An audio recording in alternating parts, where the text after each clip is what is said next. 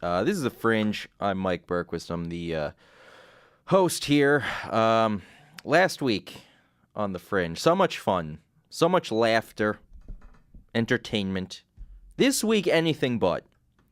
I'm going to try to turn it around, but I am in and out of fury right now, so bear with me or don't. I really don't care. You can tune out if you want. I'm just going to start the show with birthday, death day, and then we're going to get into music. Oh, Teresa just walked in. You know what? Maybe we are turning things around today. Is today a bad day? Today is, I'll fill you in on what's going on after the first break. So never mind everybody, don't tune out. Tune back in. Tune in because I'm here. I know. What are you doing here, by the way? Oh, well, I was at Matt's house. Oh, yesterday was his graduation party, and I thought everyone was going to stay much later today than they did. Okay. And then everyone left at 11. I was like, Radio great. time. All right. I'm halfway there already. Perfect. All right. So, see, you showed up. This is the perfect day for you to show up as a surprise because I am enraged. Uh-oh. So, yeah, I'll tell you in the thing. But, so we'll do the birthday, death day today. I selected these maybe 15 minutes ago. Birthday, I went with El Santo, who apparently is this Mexican luchador who became like a folk hero of Mexico. I thought that's a pretty cool thing. Interesting. Yeah, the luchador thing is like, that's the whole professional wrestling in Mexico, but like, they take it way more seriously. Is this what the Jack Black movie was based on? The Nacho Libre? Nacho Libre? Is it Nacho Libre? Or something Libre, but is this what it was? Or based off of, like, these types of wrestlers? Yeah, and I think in this, they all wear the masks where they hide their identities and they all take on their character when they do the wrestling. Huh. And then, I don't think they ever publicly say who they are. I guess, I don't know. It's always... I know that the masks are traditionally passed down through the generations and stuff in wrestling families, so it's interesting. Yeah. And I don't know why he became such a big deal in Mexico. I mean, I just learned about him, like I said, 15 minutes ago, but he was a folk hero. A folk hero. I'd like to be a folk hero. How does one become a folk hero? They gave him a Google Doodle. What's a Google Doodle? You know when they changed the Google letters? Okay. Yeah. They gave him one. I didn't know they were called a doodle. Yeah. An El Santo Google a doodle. Yes. And that's how you know you've made it. They did that. That's if Google true. makes a doodle of you. It is honestly true. So, in 2016, they honored his 99th birthday with a Google Doodle. Why his 99th? Why not his 100th? Yeah, that's an excellent question. I don't know. Things we'll never know the answers to. I guess so. Or at least we won't find out now. Because we're moving on to Death Day, which is Pablo Neruda today. He's a very, very influential writer. Chilean. Okay, I didn't know that he was also a diplomat and politician. Poet, diplomat, and politician. I knew that he was a poet. Yeah. Well, he won the Nobel Prize for Literature in 1971. He's, as far as South American writers go, he's absolutely one of the top guys. There's also, Gabriel Garcia Marquez, I think, who wrote Love in the Time of Cholera. And then there's Borges. What was his name? Was it Jorge Borges? It can't be that. That's what's popping up into my head, and that can't be true. Jorge Borges. Now, my question is, how does one become known as a poet? Like, who you find somebody gives them the enough. title of that? Like, or do they just say, I am a poet? Because this says he was known as a poet when he was 13. Yeah, well, I mean, he continued on with poetry. I know, but like, how is a 13-year-old considered a poet? Like, who... Well, let's see. He would have been 13 in 1917. So Chile in 1917. I feel like you could probably be a number of things if you could dodge gunfire long enough. I am a poet. Yeah, I mean, Don't shoot me. If you can find somebody stupid enough and brave enough to publish poetry, you can be a poet. You can be a poet. There's absolutely no money in poetry anymore. No. There's zero. Nope. And it's sad, but people want 50 Shades of Grey and Harry Potter and things that rational adults shouldn't be reading. This is just getting me angrier. Oh, God. Talking about the industry, the literary industry. Really, I have a lot of issues and gripes and things. Is this what the dumb enraging news is? Dunce? Is that what you're enraged about? No. Oh, okay. The dunce was that's just a typical category here on the Fringe for dumb news and enraging news. And the enraging news is always with a grain of irony and humor. Yeah. So I'll fill you in on what's going on. Okay. And then in the meantime, we're going to play Clean Wu-Tang Clan, Bring the Ruckus. Now, is it actually clean? Or is it like is. last time censorship? You have to No. do it yourself. No, that's manual censorship, and that didn't work. Now, this is auto censorship. And by Okay. that, I mean Anorexic Beats on YouTube put up a clean version. So thanks, Oh, Anorexic. thank you. Anybody who says anorexia is all bad doesn't quite know what's going on YouTube. So, Wu-Tang Clan, Bring the Ruckus, track 1 off their debut album from, I want to say, 1993. After that, we will come back and jump into all kinds of stuff. Sounds good. All right. All the stuffs. Bring the Ruckus. Oh, look at me, gossiping like a lady. Off the air. That's okay. You're gossiping to the best person because I gossip quite often. Now, would you say in all the things that I told you that my anger is somewhat justified? Where would you Yeah. place that? Definitely. Yeah. Definitely. I'd love to talk about it on the air, but I don't know if I should right off the bat. I don't know. Why don't we put a pin in it? Come back. We're gonna put a pin in it. I've been watching the TV show Ozark. You familiar with Ozark on Netflix? No. It's Jason Bateman and it's, Oh, yes. Okay. Yeah. Okay, yeah. For I just anybody who doesn't know, it's about him and his family. He launders money for the second largest Mexican drug cartel. Some things happen in the first episode, and basically he goes down to the Ozarks around, I think, Lake Ozark in Missouri to launder $500 million in cartel money in 5 years. That's what he's saying. And it's a complete gamble. He doesn't know if it's going to work. He's trying really hard. There's a bunch of crazy characters there. Somebody says something to him in either the end of the first season or beginning of the second season where they basically say to him, all you do is react. Your reaction. All you do is analyze and then react. You need to act. Be proactive. Yes. Stop reacting to things and start acting. Let everyone else react. And I'm going to start leaning into that philosophy of life. It's true. And yeah, so that's where I'm at. I'm taking the power back as it is. So I'm glad we're working through this therapy session on the air. This was going to, you know what, even crazier, this was probably going to happen with just me in here if you hadn't showed up. Well, you're welcome. Yes, thank you. At least there's a semblance of normalcy here. Not just me ranting Oh, alone. God. That's all I do is I rant alone in here. That's why I was so angry that when you opened the door, I was like, for a second, and not that I have a history of hallucination, but I was like, is this really happening? I was like, Am I hoping she show up so I didn't have to talk by myself? am I so angry I'm imagining people? Like, no. That's At first, I thought you weren't here again because the door is shut. And I was like, oh, God. which door? This one here? Yeah, because Oh, this is yeah. never usually is shut. So I was like, made a mistake way. again. No, it's fine. Like, I closed it and I was like, all right, I'm going to sit down in here and try to do a show. So, what's been going on? What you been up to? We had Matt's graduation party yesterday. Congratulations, Matt. His Hawaiian luau. Yeah, Party. that was the theme. That's what he wanted. That's what he got. Did you guys do like spit roast pig? No.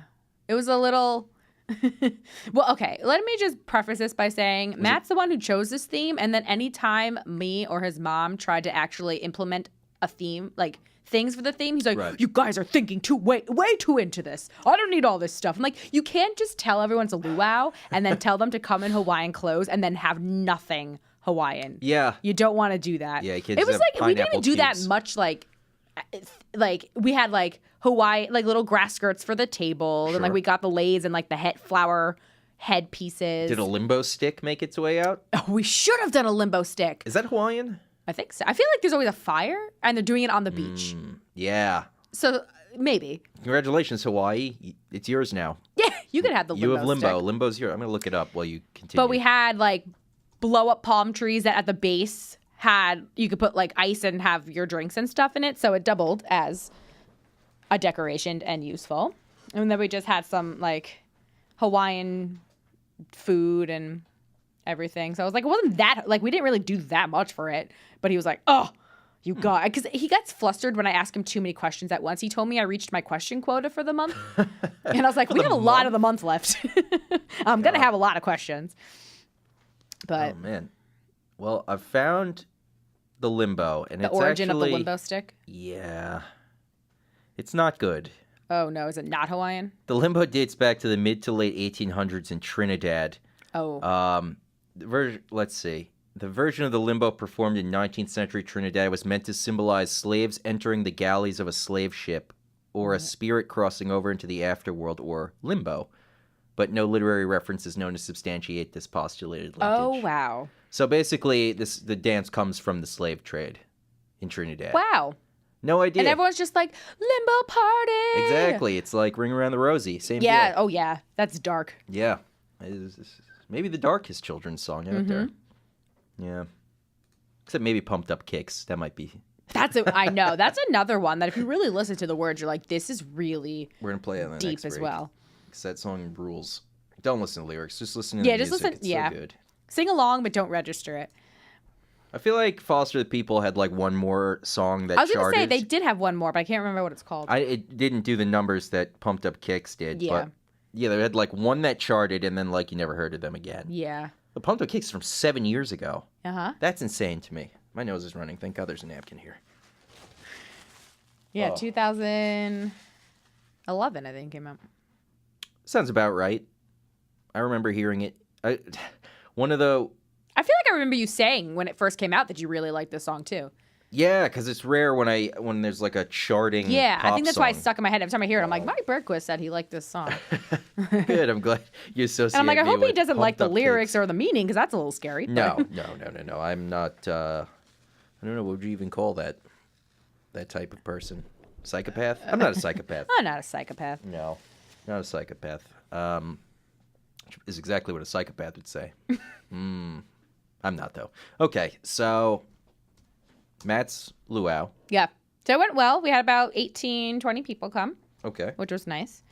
And, yeah, we just hung out. We had cornhole, which was not luau. It was Rangers themed. I despise that name as the name of a Cornhole? fun game. I Yeah. mean, it's literal. It's a bag full of corn that you throw in a hole. It's a double entendre, though, that I don't think everyone knows.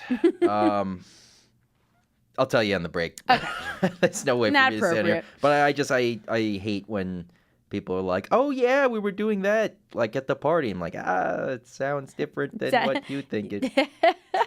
It's a very difficult game, I have to say. Like, you think it's easy. All you have to do is throw a bag of corn onto a board. But, like, Right. you need to know how hard to throw it, how much arc to have. It's really, because it slides right off of the board. I've played it a handful of times, and Bull and Barrel is probably the last time I played Oh, that yes, game. they have, yeah. They have it in their They outdoor have the cool section. outdoor thing. I didn't go there at all this year. Me their neither. outdoor. I went last summer. I didn't go this summer. Yeah, me too. I mean, I think we were all there together. Oh, right. Yes. Right? That was the last time I was there. after, apple picking, Yes, exactly. which we all got to do again. Mm-hmm. So I'm looking through the news here. What do we trying got? to find some things. A lot of Brett Kavanaugh, Yep. which I couldn't be less interested in. Yeah. I get it that there's weird, dirty tricks on both sides of the aisle with Judge Kavanaugh, but Mm-hmm. to basically keep a sexual assault a secret until it's politically viable for you to reveal it Who is pretty revealed it? disgusting. The Democrats. Oh, okay. They used it. I didn't know if they it was used- like a news outlet or something. Well, for all their kicking and stamping and shouting about sexual assault and abuse and all these things, they really don't care when they can use it to politically advance their own agendas. No, I don't That's kinda actually know. So he did something in high school? Is that honestly I don't care enough to pay It was a attention high to it. school party. Neither of them fully remember it, but she says he tried to And how old is he force now? himself on her. He's got to be in his mid to late 50s. Has to be. Okay. So I obviously am not, I'm on the side of like He's 53. the woman mostly, but I'm just Yeah. saying he's 50 whatever. This happened Oh, I'm not blaming the woman 30 necessarily. No, not even just that, but it's I'm like this blaming guy the- can't have a seat on the Supreme Court because of some stupid thing he did as a teenager. Right. If he had a history of this, he wouldn't. Yeah, have or if it risen to happened this like level. recently as like an adult with like Right. like a clear, not that teenagers don't have clear conscience, but like you're still young. Right. And like not that makes it right, but I'm like, this is 35 years later. Yeah. And he's trying to get a seat in the Supreme Court. And like, regardless of all of his, not that I know his qualifications, but if he has all these qualifications enough to be nominated. Yeah, And yeah. now, I don't know. It is weird. It's just the thing that disgusts me the most is this holier than thou attitude when it comes to these kinds of issues. And then as soon as they find a way to use the thing to their own advantage, they do it. It's complete hypocrisy. So did the Democrats bring it up, or was it this woman that came forward all of a sudden when he got nominated? It was like, oh, wait. It was very, very coordinated when and how they were going to do this. Okay. She might have come forward as soon as he got nominated, but whoever she went to was probably like, maybe wait. But, like, where was she when he got all these other positions that he had? He obviously had to be a judge somewhere else before.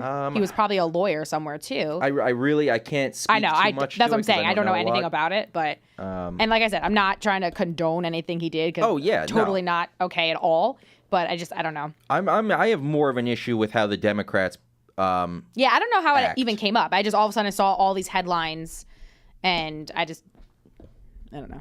Yeah. So, well, that's Kavanaugh. That's Kavanaugh coverage. Next. Right here on the Fringe. I'm looking at For You. There's some news about Overwatch, Ozzy Osbourne, RZA from the Wu-Tang Clan, and Bethesda. They nailed it this week. So Maroon 5 is 100% confirmed for the Super Bowl. Is that true? Like, I had no idea. I keep hearing that they are, but like no one can actually confirm. What is he wearing? Looks like a. That's the RZA. Show some respect. Well, I don't know who that is. He's He's part of Wu-Tang, you said? He's sort of the leader, The guess. only Wu-Tang guy is ODB from? Heck yeah. Okay, that's the only Wu-Tang person I know. You know Method Man. Oh, he was in Wu-Tang? Yeah. Okay, then he's yes, a I do know founding Method member. Man. Yeah. Yep. Is this RZA guy? Was he an original? Oh yeah. Okay. RZA, I'd is there say, 3? No, there were 9, I believe. There was 9? Oh God, you're ignorance. Yeah, I'll just find the Wikipedia for it instead of trying to sit here and recite them all so that I sound smart. Wu-Tang Clan. Wu-Tang forever. Hell yeah, it's a good ass album. RZA, Jizza, Method Man. So there's a Raekwon. RZA and a Jizza? Yep. Interesting. And they're cousins. Okay. And ODB is their cousin also. Okay. So it was Ghostface Killah, I know him. How do you know Ghostface Killah? I don't know the name. I don't know who he is, but I know the name. Oh, okay. Yeah, RZA, Jizza, Method Man, Raekwon the Chef, Ghostface Killah, Inspector Deck. Raekwon the Chef? Raekwon the Chef. Stage name, let me see. Corey Woods, a.k.a. Raekwon. I know he's Raekwon the Chef, but I don't know where I would find that on his Wikipedia page. There he is. Duh Chef. Where do you see that? He performed under the stage name Raekwon the Duh Chef. Oh, perfect. Not the Chef, Duh Chef. Yeah, it's got to be cool. Then there's Inspector Deck, You-God, Master Killer. Capadonna, I like how I don't none count. of them put like ER. It's all A's. Like Killer, Inspector, Master. Yep. And it's a lot of it is inspired by classic Kung Fu movies. I was going to say, because that guy was wearing like a Kung Fu outfit. Yeah, and I'm sure it's his own. Like he also has his own fashion line. I don't know if he calls it Wu Wear, maybe. But yeah, so RZA is, I guess he's defending Maroon 5. Because I guess people are. It's either you like Maroon 5 or you don't. So I don't think people are happy. I'm like, I don't know if they have enough hits for it to be like commercially successful, right? Because a lot of people watching are gonna know all the songs. But I don't know. And I'm sure that they're catchy enough for you to be like, oh, okay. Yeah, I mean, but Super Bowl halftime show, the older I get, the less important it seems to me. So I honestly don't care who they have up there. Yeah. I'd like if they threw a curveball and just put like Tom Waits out there or somebody that everyone would be like, why is this happening? What? Are you familiar with Tom Waits? No. Oh, hang on. I'll just play you a little bit of Tom Waits just so you can hear his voice. Tom Waits, let's go with... No, Bad As Me is too much. We'll go with Cold, Cold Ground. You know what? Let's use this moment to take a quick break because I'm going to hear it and I'm going to want to hear all of it. Okay. But this is Tom Waits. This is who I'm defending for Super Bowl halftime show. Tom Waits. All right. Cold, Cold Ground. Cold, Cold Ground. That's Tom Waits. I love it. I'm sure I might have just walked some of the listeners. Meaning, not that I'm a comedian, but when a comedian walks the room, it's when they just decide, I'm just doing offensive jokes, like this crowd sucks, like they've been coming at me, they're not good, or they're just fed up with something and they walk the room. And basically they just do...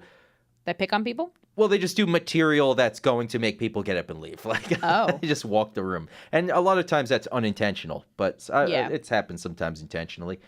So I don't know where this one would fit. playing Tom Waits, but I love it.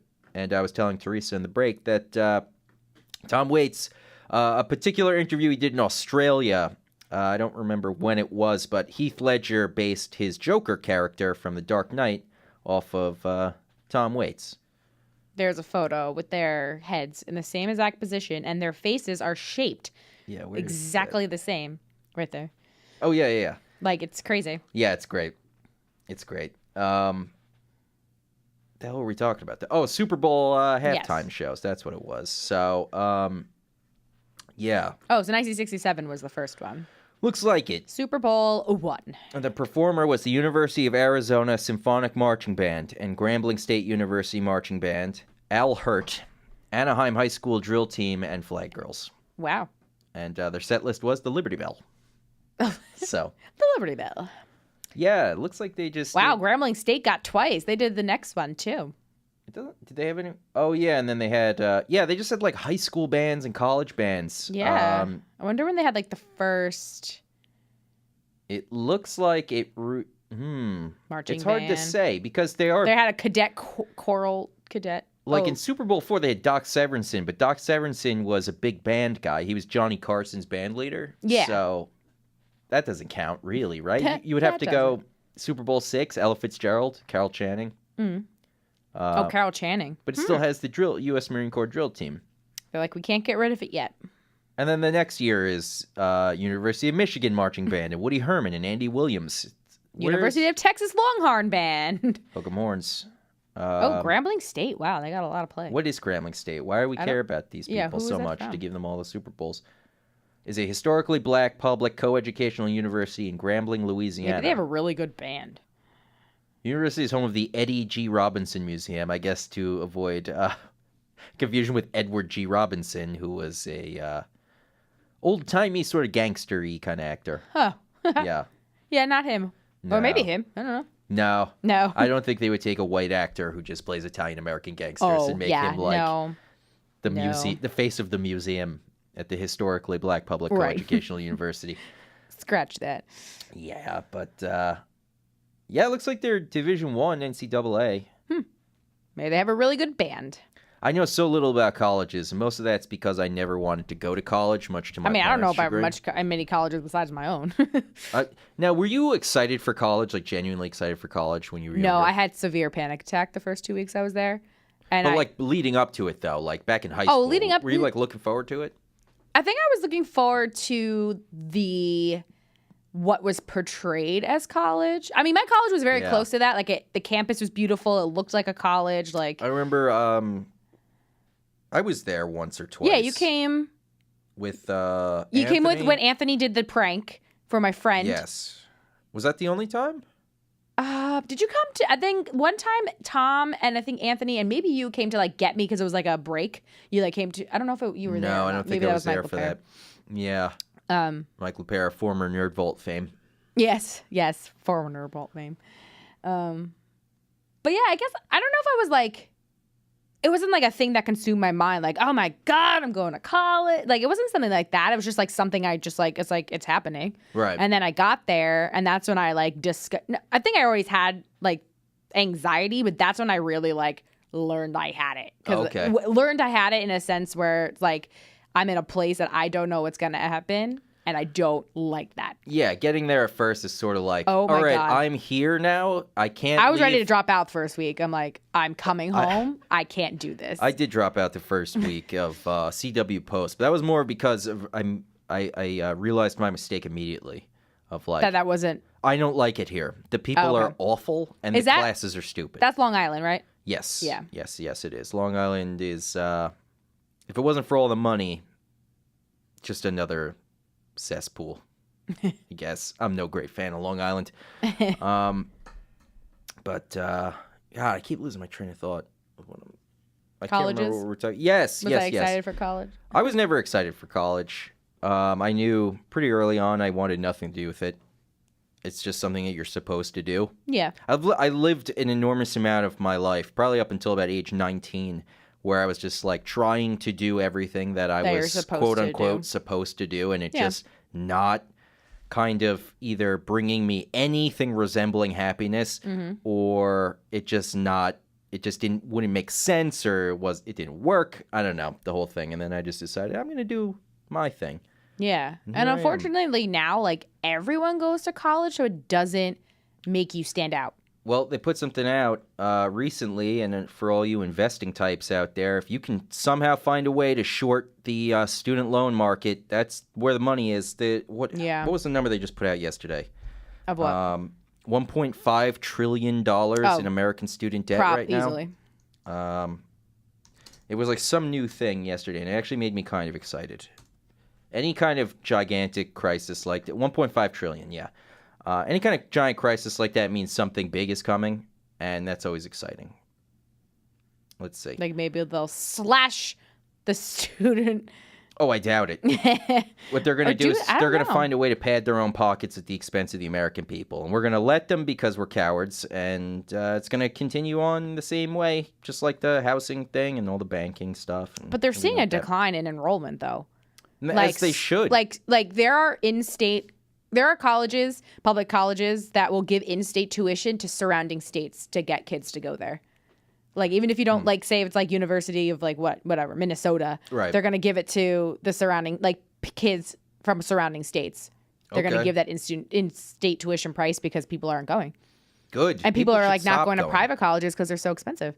I say stop going to colleges. I know, but that's what I'm saying. I also like, say everyone stop paying your goes, taxes and and it things like doesn't it doesn't make you stand out anymore because everyone goes. Everyone has a degree. So it's like you have to keep going to school to make yourself like get a master's, get a PhD, because everyone has an undergrad. We should go back to the old European style of things with guilds, you know, where it'd be like the guild master. He's like, I make everything metal in the town comes from me. Who wants to learn and have the job here? But that's what I'm saying. Like, you don't have to go to college to be able to do a job well. Like, my dad didn't go to college. He just started in a bank as a teller, and he worked his way all the way up to, like, these $1 million budget things just because he learned how to do it. Like, going to college would not have helped him do that.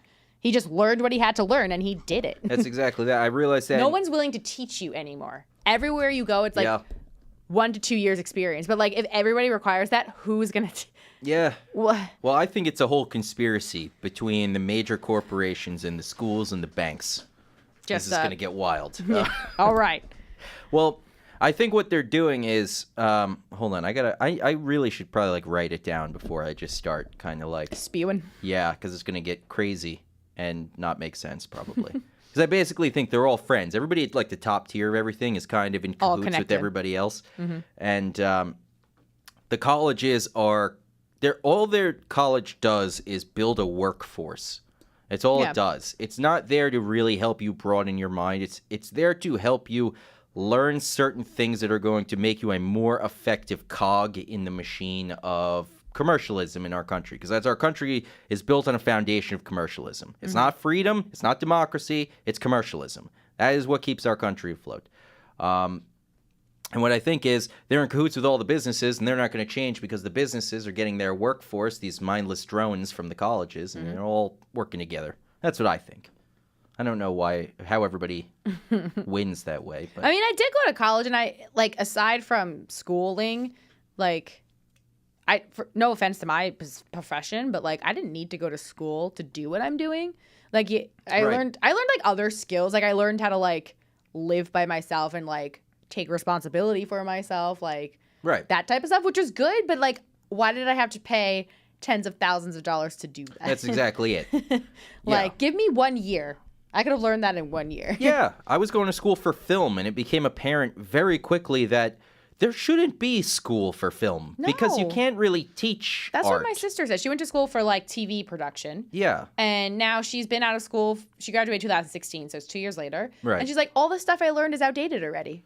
And all they can really do is expose you to other people's works. All it is reference It's points. connections. And she's like, none of my professors had those connections. So now here I am 2 years later, still paying off this debt. And I can't even get a job that I want because everything I know is outdated already. Unless you keep up with this, like, software and systems that are like thousands of dollars to buy. Right. Well, what does she want to do exactly? She wants to do post-production. She wants to do editing. For, like, movie and TV stuff? Mm-hmm. And she's good at it. Like, I remember we were younger. She should text me. I'm a film guy. Like, do you have, like... What? Like, did you have connections with people, or like, what do you do? No, what I'm saying is we should collaborate and make our own thing. We and got the Brewster Film Festival My every boss year. said that. She's like, you know what, she should make a portfolio or a Right. website. Because when we were younger, like, granted, it probably wasn't in the correct style or whatever, but she used to like download videos off the internet and be able to like kind of like B-roll and just like pull things from different things and put it to music and put it together. And it was like, it was awesome. And she was young. She was like in middle school and high school, and she was doing that. But nowadays it's just like, oh, you don't know this software. We're not going to teach you. You need to know it already. Well, I'm going to text her. We're going to make something for the film festival. Yeah. And you're invited to. Awesome. What do you bring to I the could do a production table? voiceover. Voiceover. I like it. You'd be the narrator. I could promote it. You're our Morgan Freeman. Yes. Yes, promotion is huge. Yeah. I mean, I didn't realize until I started like writing seriously, I didn't know how impossible marketing is. It is. Mm-hmm. I mean, trying to market, like if you write a book and you try to market it on your own. Yeah, trying to get it out amongst everything else that's out there. You might as well it's just. Hard. I mean, it's almost like being in a room where everyone's shouting, going around, going, "Excuse me, over tap, here." Tap on shoulder. Yeah, please, can somebody please look over here for just a second? So. But networking is. I hate networking. It is the worst. I don't have the personality for that. For networking? It's scary. I would think you have the exact personality for networking. No, I was talking to Marcella, and I was like, there's only a handful of people that I can actually have a one-on-one conversation with, because if it's anybody else, I get so nervous that I'm not gonna know what to say, or they're gonna be talking about something and I'm not gonna know how to respond, or they're gonna think I'm stupid. Oh my god, it's such bad. You need some CBD. What's that? That's the non-psychoactive component of marijuana. It's, it's legal in all 50 states. They sell it in stores. Do we need a little card? Nope. Nope. It's just over the counter because it has no you don't get high off it. Oh, so what does it do? It just mellows you out and calms you down. I need that all the time. You should get it. They only apparently make it in like little eyedropper drops, and you like drop it under your tongue or something. Huh. That or like gummy bear. Not gummy worm, not gummy blob, gummy bear. Gummy blob. It's all gummy bear. Gumdrop. I don't know why that's the way that they decided to do that. No Flintstones? I mean, not yet. Maybe. Write that down. Flintstone, We're gonna make it. Gummy, CBD. Done. Yes. Good. Good. So let's look at this student loan thing here. $1.52 trillion total student loan debt, and I'm sure that number rises every single day. Mm-hmm. Total U.S. borrowers with student loan debt, 44.2 million. Mm-hmm. Student loan delinquency or default rate is already 10.7%. Yeah. That's 90 I wonder plus if that's delinquency. percent of the student loan debt or percent of the borrowers. I think it's the percent of the borrowers. Yeah. That's a lot. I think. It's hard. It's literally hard to keep on top of that if you like... I'm lucky. I have none. Yeah. I have no debt. I should... Yeah. And I went to a private school, so that made it even worse. Yeah. I mean, they gave me... Like, I got a really, like, good scholarship and good grants and stuff, but, like, even that still... Like, it helped, but, like... Right. Still had, like... It's like... All it does is entice you to come in and spend more of your money. Yeah. It's smart. It's like giving somebody a discount on doing. something in a store, and then they look around and they need more stuff. Mm-hmm. Yeah, it's all business. It's all playing off psychology and everything. So it looks like the increase in student loan debt in the most recent quarter went up $29 billion. That's crazy. And then the new delinquent balances, 30-plus days, $32.6 billion. This is all from Forbes.com, so it's reputable. Yeah. Yeah, I mean, this is my dad was talking about this a while ago, that if there was a market to short, it's this. I don't know if there is an actual way. Are you familiar with shorting? Did you see the movie The Big Short? Mm-mm. It's basically betting against an institution. Like you're betting an institution is going to fail. The Big Short was about a handful of people who realized that the banks were about to fail in the housing crisis, and nobody was really paying attention to it. And so they put an enormous amount of money, betting that the things were going to collapse. And then it did collapse, and everybody made a lot of money, but they're like, we feel kind of guilty. And then it shows you that, like, out of all the bankers who helped make that happen, only one of them did any kind of jail time. Everyone else was free. Free to go. Didn't have to do anything. Well, you had the government to bail them out. I say let them collapse. I say let everything collapse and let's start over. Yeah. That's my great fantasy. I think so. I want a nice post-apocalypse where I can walk around like some kind of warlord. Like in war paint and stuff, and just like making spears out of sticks. That sounds so cool. Get back to what a human is supposed Yeah. to be, an animal, a tribal animal. Yep. You know, that's exciting to me. So basically, California, Florida, Texas, and New York represent more than 20% of all the student loan borrowers. Let's see. California's number 1, Texas 2, Florida 3, then New York, Georgia, Pennsylvania, Ohio, Illinois, Michigan, and North Carolina. Imagine living in Michigan and having student debt. Right? Your life is already terrible because you're in Michigan, and then you have that also. But their like you can't cost drink of the living water is so much lower. in Michigan Yeah. because you can't drink the water there. It's I know, but I'm saying poisonous. like the standard of living here in New York is so high that like having student loan debt and trying to live as a human Oh yeah. is hard. Yeah. But like in other places, like you may have high student loan debt, but like you don't need to spend as much on other things. Right. Or as much because they don't cost as much. Yeah. California and New York are. Yeah. I don't understand why. You would think that with the prices of things going up, like the cost of living going up so much in those states, that business would start to move away from it. People wouldn't be flocking there for business. The business would go where Elsewhere, the yeah. overhead isn't as high. I don't understand. Yeah, it's business. weird. I don't know, man. I don't know. But when you realize that they're, it's that Joe Rogan thing. I guess we That's gotta where move to I heard of Utah. That's the number 1 lowest average debt state. Utah, and they set up the harem of wives finally, where it's legal. Yeah, exactly. Why are we not in Utah? I go, yes, I'm a Mormon, and then I wink. And And they then go, I why did you wink? Are you not really a Mormon? I said, I don't know. And I wink again. And then that person enters my harem also, because I charmed them with my winking. Right? Does that work? Does that work on ladies? Ladies like when Winking? strange men wink at at them? right? Oh yeah. Yeah. Love it. You know what's worse than that? What? When you're a guy and an elderly man winks at you. Oh, it happens. Has that happened to you? It happens. It happened. I'm not comfortable with it. I don't like it at all. Nope. So yeah, Utah's got the lowest debt, the most wives. Lowest is debt, most wives. Looking pretty good. Now, if it's sunny there all year round, Wait, but not how cold, is California the lowest average debt state though? Number 3. Where are you seeing that? Here? Yeah. Lowest average. But debt they were like the number states. 1 with debt. I guess because they have so many people, they make up so much of the debt, That's probably it. but they don't have as much. They have a lot of really high-ranking institutions in California. Yeah, there's a lot of per capita stuff, but I don't really know Yeah.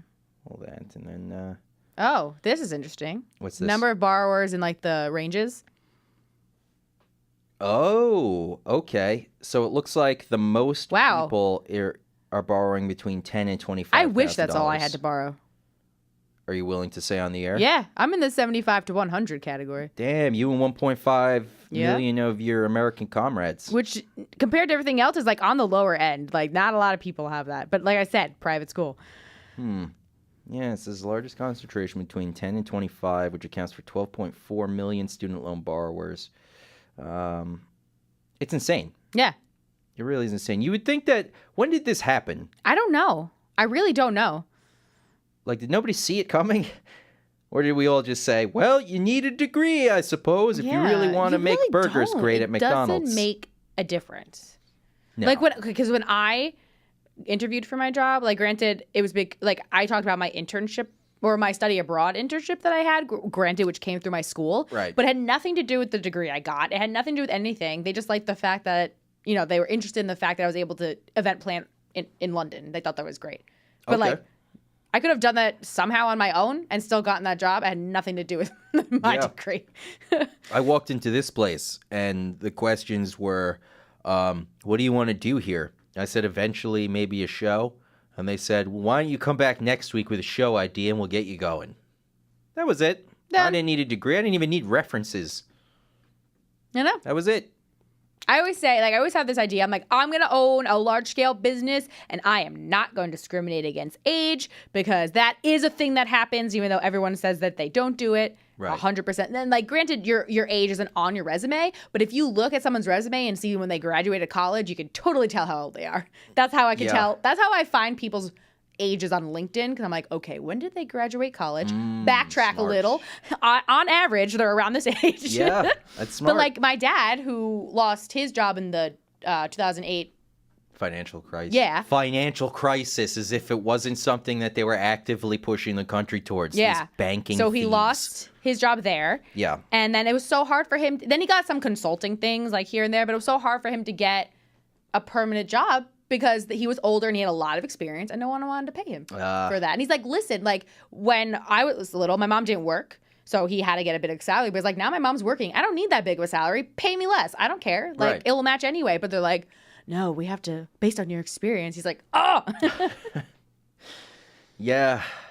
But they wanted young college kids they could pay like next to nothing to do the same thing. It's a misconception that eventually is going to bite the older generations in the butt, is the idea that with age comes wisdom, which not necessarily. Yeah. Not necessarily. It's probably because they're like, oh, he's older. He's probably towards retirement soon, so we're going to lose him anyway. But I'm like, young kids, they bounce around jobs like it's nothing. Well, There's like no loyalty. They like to they're throw going out, to leave you. quote unquote, life experience. Like, no one stays at their company for 20 plus years anymore. Everyone's just like, bing, bing, bing. Yeah. They move around so quickly. So giving them the job over someone who will probably stay longer. Like someone my dad's age will probably, they're not looking to bounce around. Yeah. But... So you said you're looking to open a large-scale business at some point? Oh, yeah. So I was just saying, if in my head, if I was to open a large-scale business, I would not discriminate against age. Yeah. I would not require you to have a degree. If you're willing to learn, I'd be willing to teach. Because then like you can actually... our business philosophies are somewhat in line. Right? We should open a large-scale business. Do you remember when we were younger and we all were like, let's open a thing together? Do you remember that? Yeah, that was a lot of different there's too many conversations. personalities in that. But I have same concept. I have no debt and money I need to invest. I'm the perfect mark for a con artist. Yes. I want to open a club, like a nightclub. Mm-hmm. But I want it to be upscale, fancy. None of this. Is there going to be a dress code? I hate the ones with dress codes. Not a dress code. No, not necessarily. Okay, good. But So what would make it upscale? That it's the type of alcohol you serve? Maybe. Patron and Grey Goose only? More of the kind of entertainment-y stuff that it provides. I don't want one of those nightclubs that gets busted every night because somebody's dealing MDMA in the bathroom. And, like, I don't want that. Everything looks like it's wet. And just, it's strobe lights. Everything looks like it's wet. I don't want that kind of a club. No, that's no good. No. Something sophisticated. Fancy. I would say I could get on board with that because I could event plan everything. Perfect. Done. And then Marissa will post production. Marissa can make all the promotional videos, get us commercials. God. Why are we not doing this already? We're on a roll. I mean, I'll do it. Yeah. I will honest to God, I would be interested in doing this. Yeah. All right, we'll talk. Oh, yes.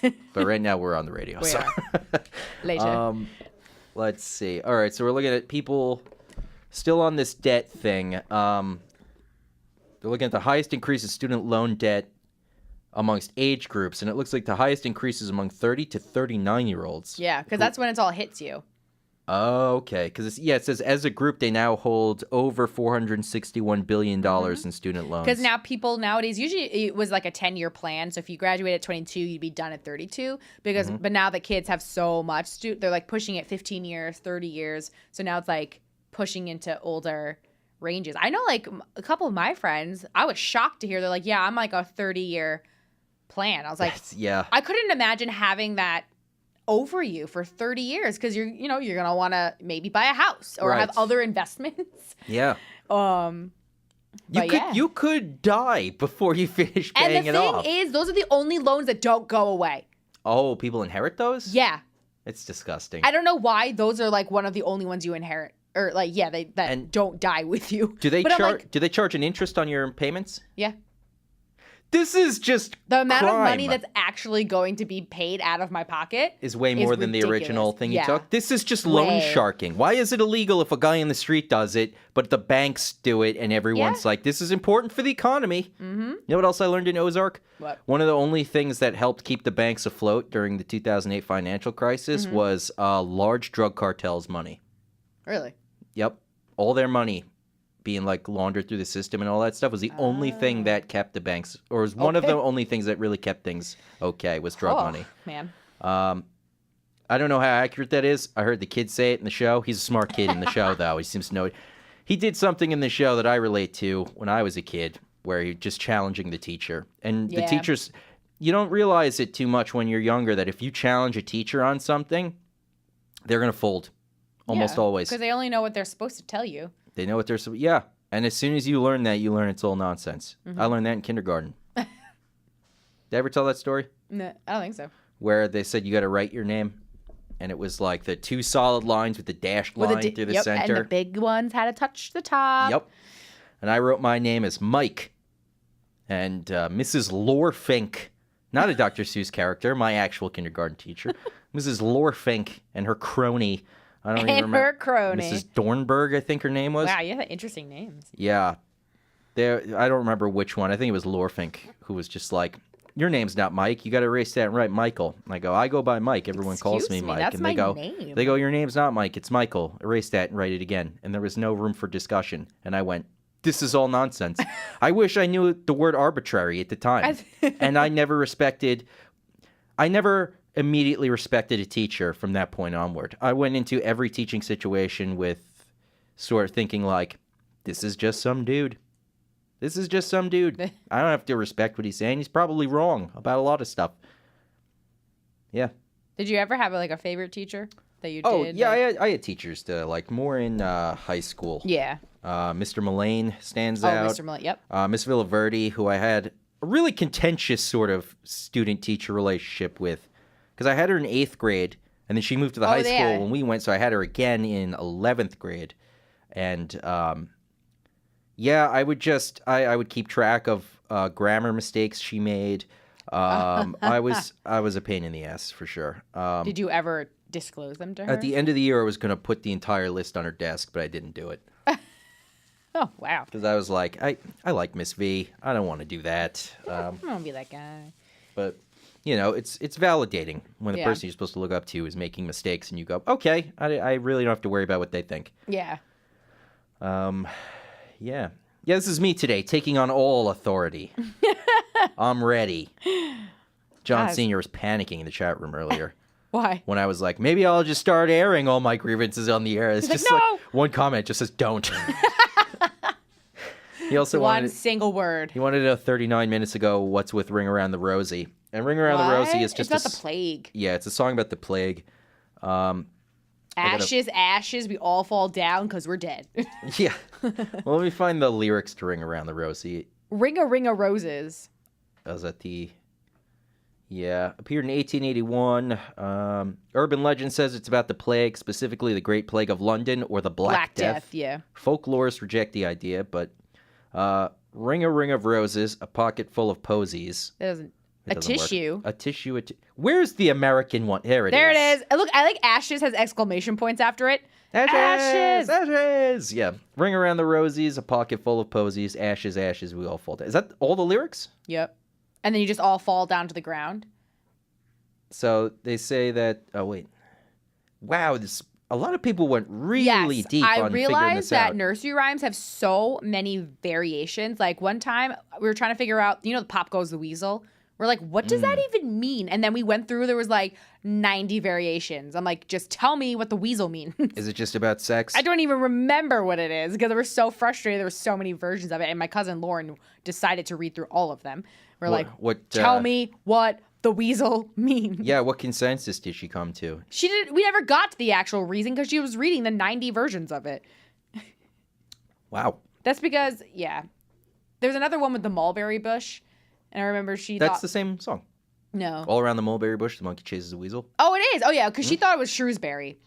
We're like, that's incorrect. It's mulberry. But okay. All around the Shrewsbury bush? Because we were driving. What was a Shrewsbury bush? I don't know. We were driving down in New Jersey. We were coming home from Atlantic City, and it said Shrewsbury Avenue. She goes, oh, that's like that nursery rhyme. We're like, the what? The Shrewsbury bush. We're like, that's not right. I don't think there is a Shrewsbury bush. Yeah, I only know Shrewsbury as like a place. I know. I'm like, maybe it's not even a thing. I only know that from Mike Birbiglia, the stand-up comic, where he was from Shrewsbury, Massachusetts, so he brings that up in his stand-up from time to time. The borough of Shrewsbury. Yeah. You know what? I wonder if I can find it for us to take a break. The Mike Birbiglia bit about... Shrewsbury?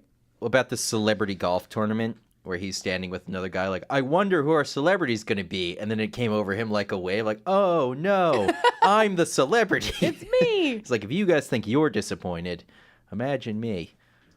Yeah, he spent the rest of the morning apologizing to the other golfers and stuff. Like, I'm sorry, I'm your celebrity. Yeah. I don't know. That's going to be too long a bit. And I pretty much got to it. So, Yeah, you just that's the gist. how about pumped up kicks? We didn't do that yet. Oh, we did it.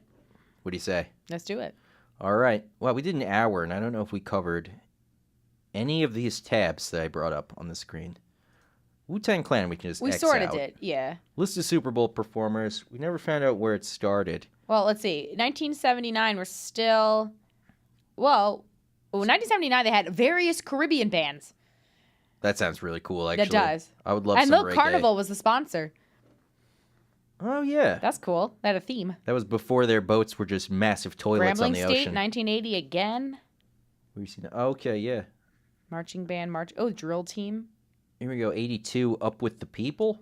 I don't know. Up with People? Who's that? Up With People. Educational organization. What is happening? How is the Super Bowl like this for so long? I know. Like, where? I did not think it went this far into the 1980s where it was still a big band. Mickey Rooney, 1987. George Burns and Mickey Rooney. Disney characters. Are they having a USO show at the Super Bowl? Chubby Checker was 1988. Oh, the Rockettes. That's timely. Chubby Checker in 1988. The Rockettes. Here we are in the 90s. This is probably where it had to have started. Elvis Presto. You know how excited everybody was for most of that name? Yeah. Ladies and gentlemen, Elvis Presto. Oh. Poor guy. What does he do? Oh, Jesus. Okay. It's Members of the Association of Professional Elvis Presley Tribute Artists. Well, there you go. I guess that's that. It was actually an Elvis thing. Interesting. Okay. 1990s. Let's see. New Kids on the Block, 1991. That's definitely a turning point. Disney characters. Yeah, because then there's Gloria Estefan. Michael Jackson. I say Gloria Estefan, but I've heard people say Gloria Estefan. No, Like they really try to Cuban it up. That's probably it. I don't know. I don't care. I just say either. Estefan. And then there's Michael Jackson was 93. All right. And we got, I don't know who. I don't know any of those people, but it looks like the theme is Rockin' Country Sunday. Nice. Clint Black, Tanya Tucker, Travis They had Tritt, an and the Indiana Judds. Jones and the Temple of the Forbidden Eye theme, 1995. That just Patti sounds LaBelle, inappropriate. Tony Bennett. Teddy Pendergrass. Tony Bennett and Teddy Pendergrass in the same ticket is odd. Teddy Pendergrass was like... Tony Bennett doesn't strike me as a Indiana Jones No. person. He was a crooner, and Teddy Pendergrass was like R&B soul, Yeah. like stereotypical love-making music, you know? That was Teddy Pendergrass. So to put him with Tony Bennett and Patti LaBelle Yeah. is bizarre. Perfect. And the Miami Sound Machine makes its return with Gloria Estefan. Estefan. I got to do that like that breathy Spanish. It's Yeah. like, Gloria Estefan. Diana Ross, 96. Yeah. Oh, the Blues Brothers. Blues Brothers on 97 with John ZZ Goodman, Top. like John Goodman from Roseanne. John Yep. Goodman? Yeah, he was in the Blues Brothers? He was in the sequel that everyone hated, Blues Oh, Brothers okay. 2000. Got it. And with ZZ Top, James Brown, and Catherine Cryer, whoever that last one is. The sponsor was Oscar Mayer. Hell Hot yeah. dogs. Hot dogs, summer in the city. Right? Isn't that how that song goes? Which one? I'm kidding. I don't even think that was any of those bands. What's that song, that Summer in the City song? You know it. Come on, don't do this to me. I don't know. I'll probably know it when I hear it, but. Love and Spoonful, Summer in the City. It sounds like you could easily put the word hot in the dog in there. summertime. That one? Nope, that's No. Mungo Jerry. Dang. Here, I'll play it so you can hear it. You don't know this?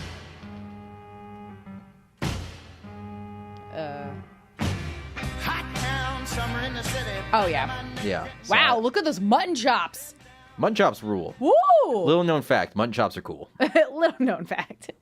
But that's why I said hot dog summer in the city. I thought that it was going to go over better, but it bombed. Nope. Nope. All right. So, yeah, it looks like in 98 we got Boys II Men, Smokey Robinson, Martha Reeves, The Temptations, Queen Latifah. And Grambling State came back. Maybe they're trying Come for return. back. Then 99, Gloria She Estefan. came back. Stevie Wonder. Big Bad Voodoo Daddy. Nice. That was my college nickname. Yep. And then Savion Glover, whose name I recognize, but I don't know why. 2000. Oh, Phil Collins. Phil Collins, Christina Aguilera, Enrique It's weird. It Iglesias. seems like nowadays it's like one person headlining it, and they sometimes bring surprise guests out. But these looks like it was always like a collaboration of people. Yeah.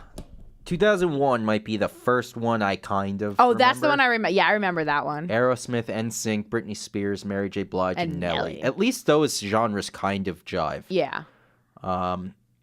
2002 was, okay, it was U2 Mm-hmm. by themselves. The theme was tribute to 9/11. I didn't really realize they had themes. I didn't know either. Let's see if we can get... Like, what was last year's thing? I love how like all of them are Roman numerals, and then 50 is just 50. Is it? Oh, yeah. What? Oh, I guess because they couldn't Because it put would the literally letter just be L. L. Yeah, Super Bowl L. John Sr.'s trying to write masses in the chat room, but it's the last 4 letters are being censored because they think he's writing asses. We get what you're saying. Stop typing masses. It's not going to work. So where are we now? 2018 was Yeah. Justin Timberlake and the Tennessee Kids. I didn't know he had a marching band with him too. Oh yes, he know either. did. Yeah. Oh, there was no theme. Oh, When did what the was that? theme When did the stop? theme go away? Oh, no theme. No theme. Huh. I kind of remember the Bruno Mars one. Yeah, I remember that was when I was. Beyonce and Destiny's Child, I have no memory. That's when I of. was in London, so I remember watching that. Okay. 2002, 12. Jesus, they have enough people in Oh, at 2012? Madonna. Madonna, LMFAO, Cirque du Soleil, Nicki Minaj. I don't remember MIA, all of that. CeeLo Green, Oh no, I do Andy remember Lewis. that. Yeah, I was in school. 2 different drum lines. Lot- 4 different drum lines. A 200-person choir consisting of Indianapolis locals. Guess who I want? I want a 200-person choir of just schmoes off the street. Let's see. This must be a 2000. Wow, when did the themes Where the stop? themes at? Oh, last one was 2004. Oh, you know why? Probably because of the whole Justin Timberlake, Janet was Jackson. that, Choose or lose was the theme, and then there was no theme after that. and look at that. They chose to expose her breast, and they both lost. So Yup. they choose and They lose. chose and they lost. Yes, they chose and lose. They chose and lose. That should be the past tense of lose. Lows. Yeah. Well, because, yeah, choose and lose rhymes. Yeah. So why wouldn't it be chose and lose? I don't know. They don't pay me enough to make the words. Yeah, so I guess this year is Maroon 5. What's all the controversy, though? I don't know. Oh, it looks like it's not even totally confirmed That's what I'm yet. saying. Like, I didn't think it was totally confirmed, but it's like everyone's hearing Maroon 5 and losing their mind. So several media outlets have reported it, which means one reported it based on a theory. And then everyone took and Exactly. ran with it. They tried to jump on board. They did the same thing when Tom Petty was dying. They were reporting he was dead and he was still alive. Yeah, how awful. Like to His see that daughter about came yourself, out like, and just- I'm not dead. His daughter put a whole ranting Instagram post calling out Rolling Stone magazine, Like, which Rolling Stone magazine hasn't been cool in like 30 Yeah. years because they forgot what they are. yeah. Also, top of the hour, so legally 103.7 WPWL, Bowling Public Radio, The Fringe, Mike Berquist, The Rush Studios, I guess, if that's still what we're doing here, and Teresa Bellantoni. Surprise. Hello. Yeah. Sorry, John Sr. missed quite a few of your comments here in the chat room. What's he saying? We were saying like Al Hurt was a pretty big deal back in the day, and I I guess was so. saying, he was there a couple times. Yeah. And he was talking more about the loans and stuff. Yeah, all kinds of stuff. So, yeah. I don't care about this Super Bowl halftime show though. I hope Wu-Tang Clan just comes out, takes Right? it over. That'd be great. That's all I want. That's all I want. Wu-Tang cake over. Hey, did I say like 20 minutes ago we were going to play Pumped Up Kicks and then Yeah. we just never did? Yep. Okay. We keep trying to, and then we just. It's my fault. I'm all over the place and just rambling today. I'm not even trying to be cohesive. It's just I'm literally just having conversations with you. That's as far. I'm not even trying. I don't care if We are anybody's just like, this chatting. is interesting. Nope. We're just talking. So here's Pumped Up Kicks by Foster the People. Pumped up kicks. Foster the people. Good stuff. Good stuff. Yep. So, yeah. What else we got? You say, what else is in the news? I don't know. Let's take a look. Dead fish cover North Carolina road because the water receded. That's not news. That's normal nature. Let's see. What else? Trade war with China. Don't know enough about.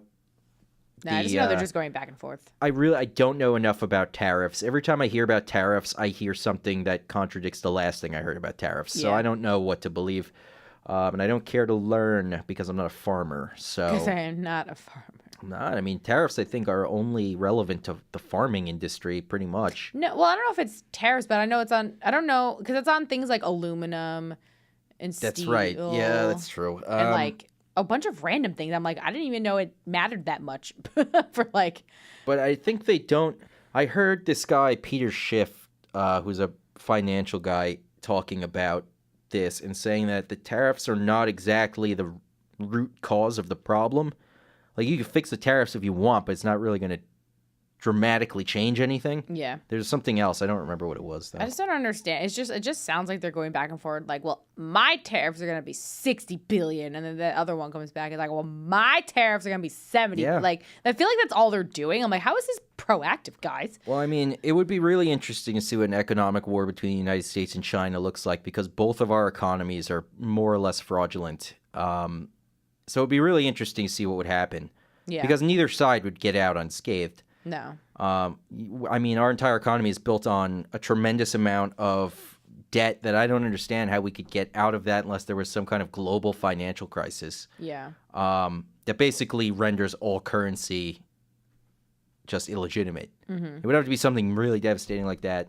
In my opinion, I'm speaking to this as just like a casual observer, I guess, of everything. But China does something weird with their GDP where it goes, I can't remember exactly, but I think it goes up if they're building stuff. They don't have to fill those buildings with anything. They just have to build them. They have things? ghost cities in China. Just because. Oh wow. Look, I'll find a picture right now. Chinese ghost city. Vice did an incredible documentary about the Chinese ghost cities. So these are literally just That buildings. is an empty city. Nobody lives there. The fact that they have space to do that, Oh, there's an enormous amount. And, yeah, like, there's. not enough people to fill them all. But like, they have how so many creepy people is though. that? I How know. bizarrely creepy is And that? they're all like the same building, so that's also a little creepy. Yeah, I thought there was one that was designed to look like another world city, but I can't remember which one it was. Is this it? Yep, that's it. China built. France? China built their own Paris in China. What? But it's empty. That is so creepy. It's the deserted Paris of the East. What? It's bizarre. That's really bizarre. I would love to go here. I know, me too. You know how cool it would be to just live there? You have your own city. I was just talking to my dad about this like recently, within the past couple of days.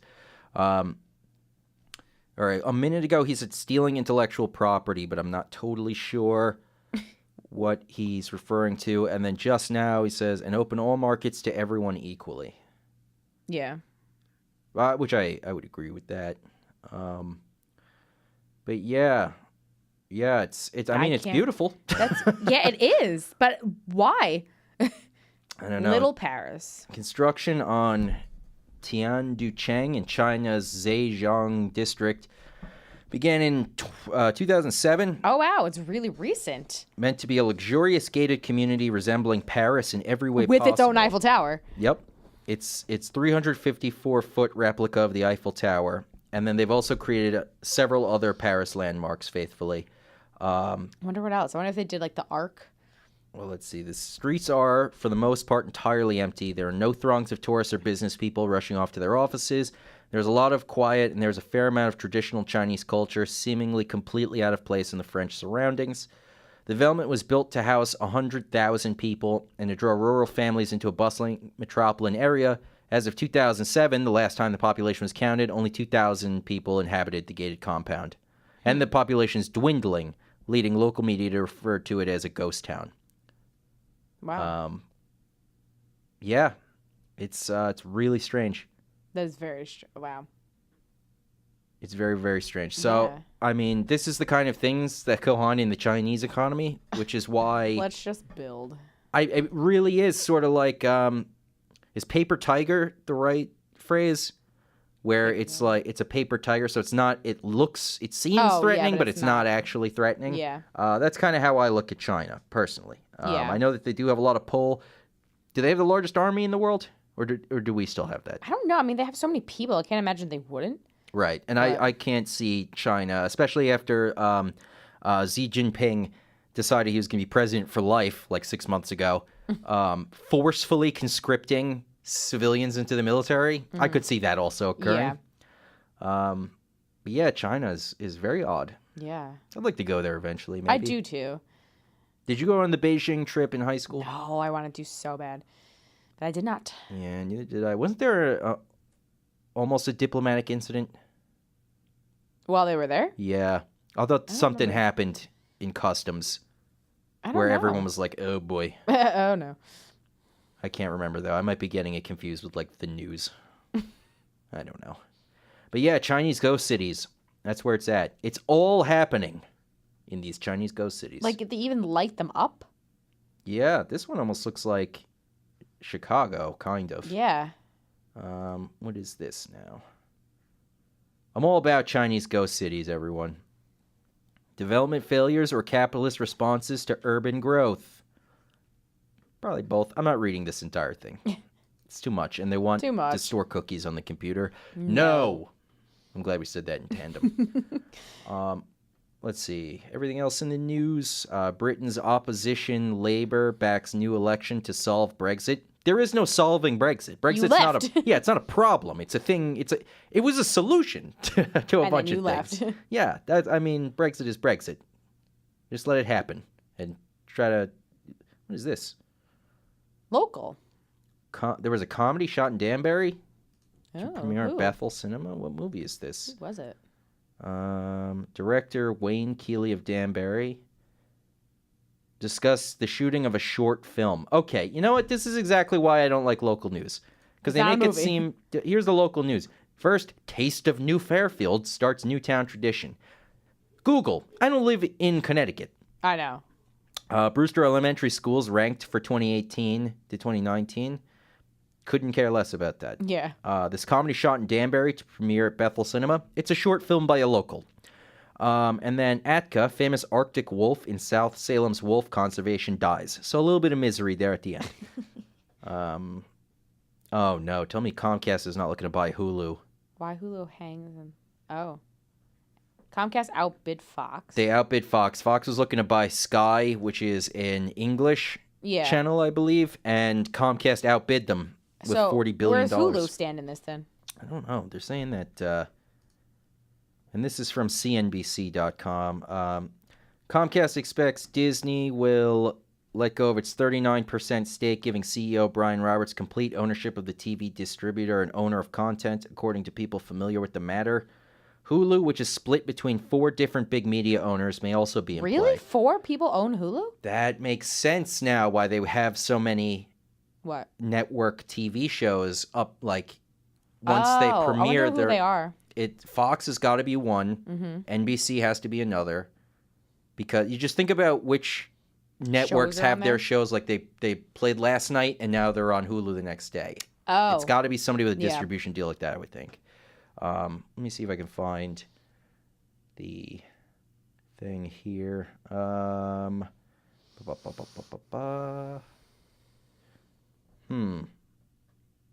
You know what? I should just look. Oh, here it is. Oh, here it is. Comcast, Disney, and Fox own 30%, while Own AT&T AT&T. owns 10% through its Oh, so acquisition of Comcast Time owns Warner. it partly already. Disney. Yeah, so Right. all the ABC shows are probably up the next day. But I think, Fox. and what did they just buy? Who? Comcast? They bought Sky. Okay, that's what it was. They already did Sky, or they're like still... No, they snaked it away from Fox. Oh. So, yeah, I don't know. I don't know why this would be an issue. Well, Disney's starting its own thing now. Its own streaming service. I heard about that. I can't imagine that goes well. Because everyone already owns them, I guess. Or Yeah. Like, who's going to subscribe? Would you subscribe to a Disney streaming service? Like, what could they possibly It's just, offer that's it'd not be already out ABC there? shows because Disney owns ABC. Oh, that's right. I forgot about all their subsidiary things. Yeah. I don't know if they own anything else besides that. I was just picturing like, oh, look, Snow White's still there. Okay. Oh, Moana. Fantasia Yeah, I guess we'll wait 2 years for the next addition to the Disney streaming service. goes back in the vault. The vault. What a dumb idea. What were they trying to do? Build demand by cutting the Yeah, they're supply? like, you could only get Lady and the Tramp today. I And it's don't going want back it. in the vault for Yeah, 40 years. I don't want a VHS of Lady and the Tramp. Sorry. Sorry. Okay, so I guess Hulu's in the balance. I don't Do understand you why. use Hulu? I do use Hulu. I don't use. I used to use Hulu when it was free. Then all of a sudden it's like you need to pay. I'm like, bye. They have I like illegally. Now, I don't know if it's illegally, but it's like I just stream it from some rando website. Yeah, it's not legal. Oh, But that's okay. Everyone does it. I mean, if those companies weren't stealing from people constantly, then Yeah. maybe feel bad. But they're all thieves. But they're all thieves, so if I'm gonna you- watch my shows for free. If you want to stream for free, that's fine. The social contract was broken a long time ago. Let's see. Oh, there was some bad news in the video game world. Telltale Games is going out of business. What did they do? Telltale Games would make these. The way I would describe it is, they would take different intellectual properties like The Walking Dead or Batman, or the comic book series Fables, for instance. And what they would do is they would make 5-episode seasons, and they would come out monthly each episode, and you would control whoever the character was, and you would make decisions in the game. You would speak to people, solve little puzzles, and the decisions you made would impact the stuff that would come up in the next episode. So every story was kind of different. They all that's kind cool. of sort of. A lot of people criticize it by saying that your choices don't really matter because the endings kind of are They're all all going gonna to be the same. They want Yeah. you to, yeah. relatively the same. But I see it as, imagine somebody Choose your wrote, own adventure. sort of like somebody wrote out a TV show and you're the director. That's basically Oh, what it okay. is you're directing a TV show Yeah. and choosing how the emotions hit and everything. The Walking Dead is considered one of the great video games of all time because Was the show based on the video game or was it opposite? all the way around, yeah. Oh, okay. Yeah, it's a comic book first, then TV show, and then they start doing all the video games after that. So why are they? I guess they just don't have any money left. Oh. Let's see. Yeah, it's one of the bigger, more notable closures in recent years. This is coming from comicbook.com. That seems like a reasonable place. Yeah, they were going to make a Stranger Things. Oh, I see the Game of Thrones. Yes, they have Game of Thrones. They were going to make a Stranger Things Telltale game, but that's been canceled now that this is happening. But all the games are known more for sort of like the focus on the characters and their relationships to each other and sort of the emotions of the scenarios and how you choose how to play it. You know, it's creative. It's Yeah. it's watching a TV show where you get to help decide how it goes. It's great. Okay, cool. But yeah, a lot of people. This is Dwight crying from The Office. Little gif of that, whatever it is. Crying and saying thank you. Yeah, I don't know why they're closing. It doesn't seem to say. Or does it? Nope. Okay. But 225 developers are losing a job, which sucks. Yeah. So there's that in technology, a lot of phone stuff, like always. I don't get it. I don't get how people become so obsessed with phones that they care I about have phones no that are idea. coming out. Like, People pay thousands of dollars for these phones. it's weird. And I'm like, my phone does the same thing your phone does, Yeah, but yours just doesn't have a home button. Awesome. yeah. Well, the home button costs Be another like, it 100. opens when it sees my face. And I was like, because it cost. Really? I don't want that. I know. I don't want you to recognize my face. Yeah. I don't even do my fingerprint. I literally click my button and I put my code in. Oh, I do the fingerprint. I do. I wasn't going to at first because I was paranoid, but then I was like, this is way too convenient. Yeah, I know. I used to do that. My computer used to be able to do that. You would just scan your finger and open. How long do you think it is until these companies start accidentally losing the fingerprint data and then people are just going around with your fingerprint, like committing crimes and stuff, and you're like, but I was on the other side of the world. Yeah. It wasn't me. It wasn't me. I'm so tired of Jennifer Aniston's marital woes and whatnot. I'm starting to think she's the problem. Split. Yeah, I was like, I didn't even follow that at all. Well, I didn't follow. every Brad Pitt, celebrity what's her name either. boyfriend she has leaves her. Yes, At this point, I got to start to wonder, like, maybe she's I just know, and I don't want to terrible. think that. But How does that happen every I time? don't know who Justin Theroux is. Oh, yes, you do. Let me No, I find know him. who he is, Oh. but like, I never really saw anything that he was in. You didn't watch The Leftovers? Mm-mm. You ever see American Psycho? No, it didn't. I thought a different guy was in that. Yeah, he's just like in Oh. it though, but as one of the other yuppie guys. And then he's in that brand new Netflix show that just came out, Maniac, with Jonah Hill and Emma Stone. Oh, It's like a 7-part miniseries about he's like some crazy doctor with some kind of experimental drug treatment. I heard it described as similar to Eternal Sunshine of the Spotless Mind. Mm-hmm. Did you ever see that? Mm-mm. I should assume. Right? Yes, never assume until I'm like, yes, I've seen it. Let me quote it because that's what I did this morning with Matt. He's like, oh my God. What'd you quote? Dumb and Dumber Dumb and Dumberer when Harry met Lloyd? with Bob Saget. With Bob Saget. This was the straight-to-DVD sequel? Yeah, not the one with Jim Carrey in it. Oh, my goodness. The other one. The sequel that came out when we were like in middle school. Who made you watch these movies? Alex. Okay. She shouldn't be watching those movies either. No one should. Oh, I saw that Tiger Woods is leading the whatever golf thing he's doing. Okay. Oh, tour championship.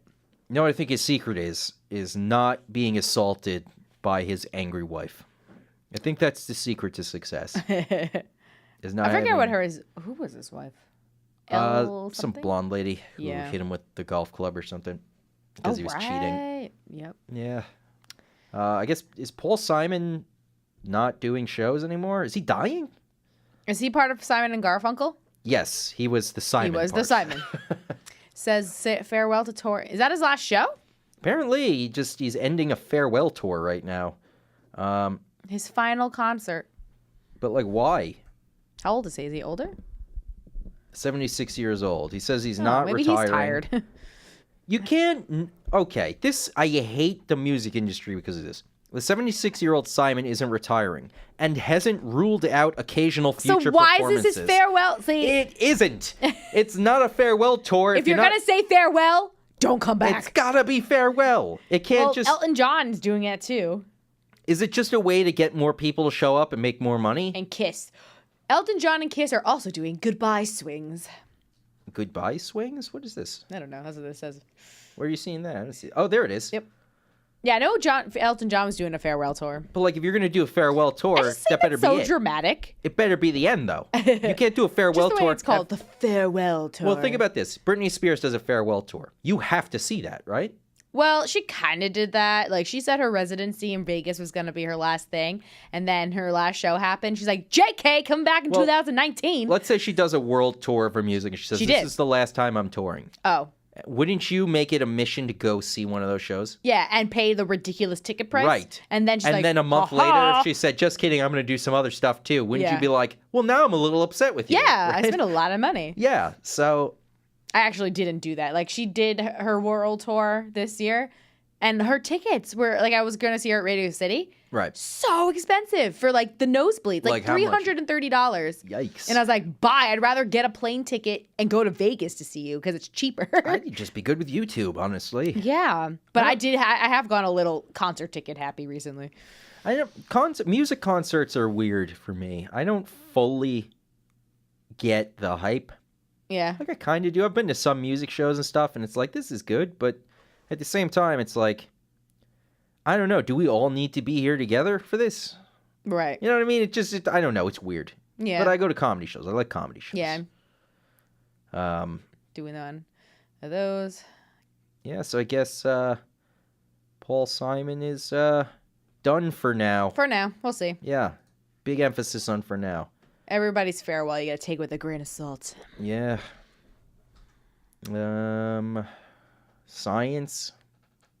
I guess Japan put something on an asteroid. Good.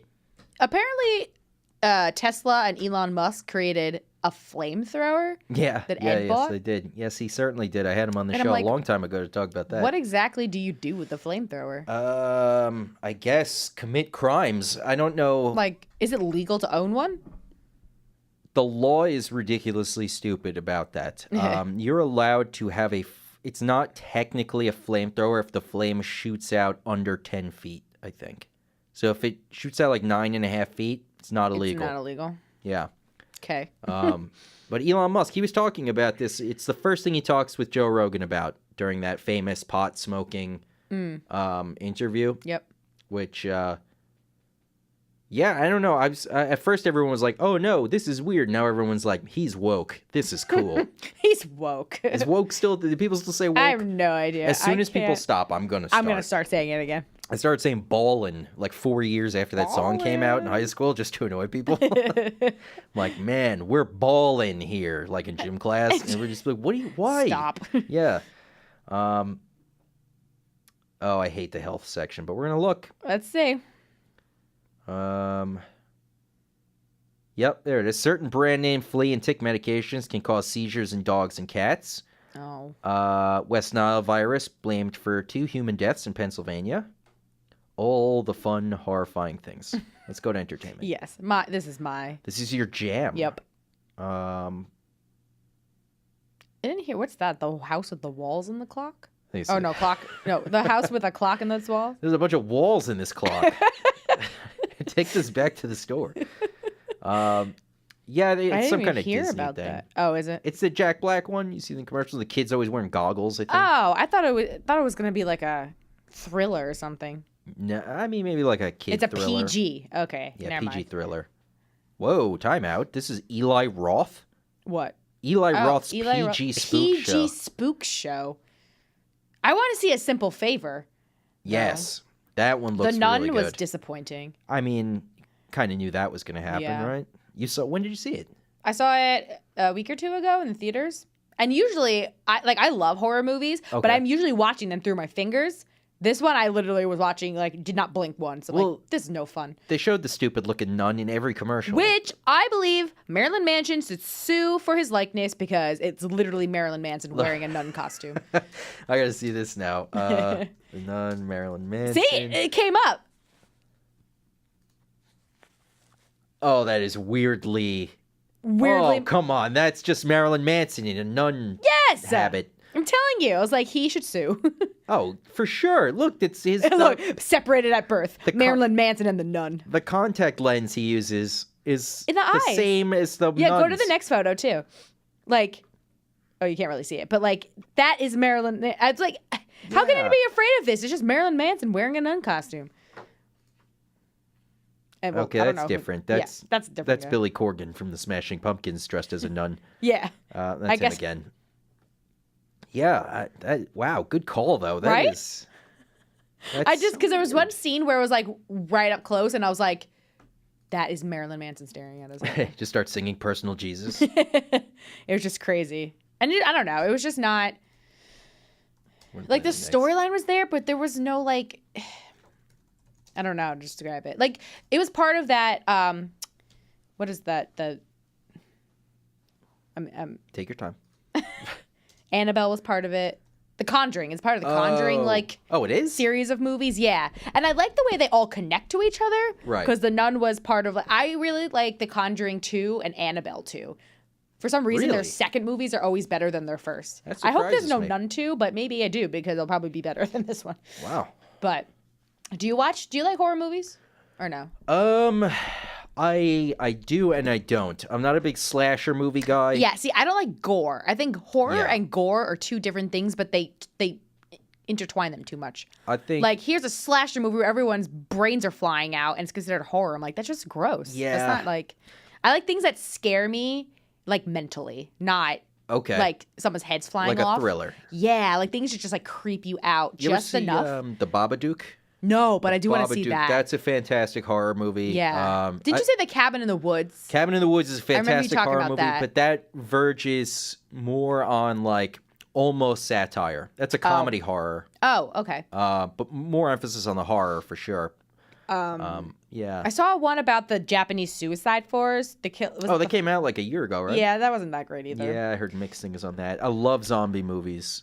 See, I don't like those. I don't like things that like, not that like a lot of things in horror movies could actually happen, but like zombies and like aliens and stuff just like they don't resonate very well. Have you seen the movie Alien? No. It's a masterpiece. That's a thriller. Okay. That's a thriller, and it's good because it's a ship full of people. I heard, I can't remember who it was. I think it's a lot of people in the sort of aerospace industry saying that Alien is one of the more realistic depictions of space travel because there's no military, it's not, some government thing. It's just a commercial business. They're a shipping ship. They just transport They're a things. shipping ship. Yeah, so none of them are trained for combat. No. The alien gets on the ship, and so they got to figure out how to deal with that.